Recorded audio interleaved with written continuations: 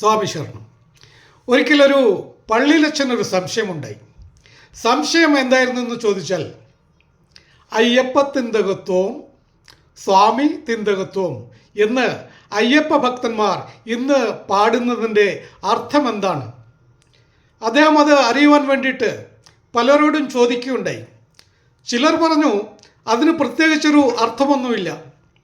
മറ്റു ചിലർ പറഞ്ഞു അത് വെറുമൊരു രസത്തിന് വേണ്ടിയിട്ട്, ഒരു ആവേശത്തിന് വേണ്ടിയിട്ട് അങ്ങനെ പറഞ്ഞ് പാടി അയ്യപ്പ ഭക്തന്മാർ മുമ്പോട്ട് പോകുന്നു എന്നുള്ളതേ ഉള്ളൂ.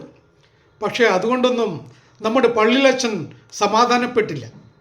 അദ്ദേഹത്തിൻ്റെ അന്വേഷണം തുടർന്നുകൊണ്ടേയിരുന്നു.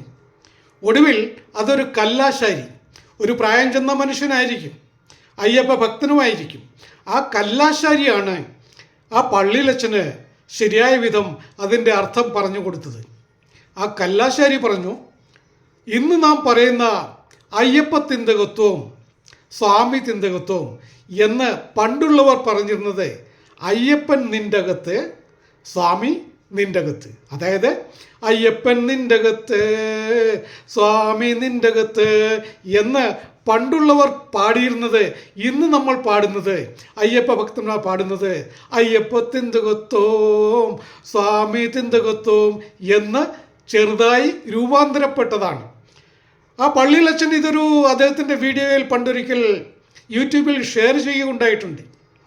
എന്നാൽ അത് എത്ര പേർക്ക് ശ്രദ്ധിക്കുവാൻ സാധിച്ചു എന്നുള്ളത് അറിയാത്തതിനാലും അതെല്ലാവർക്കും പ്രയോജനപ്പെടട്ടെ എന്നുള്ള ഉദ്ദേശത്തോടും കൂടിയാണ് ഈ വീഡിയോ ചെയ്തത്.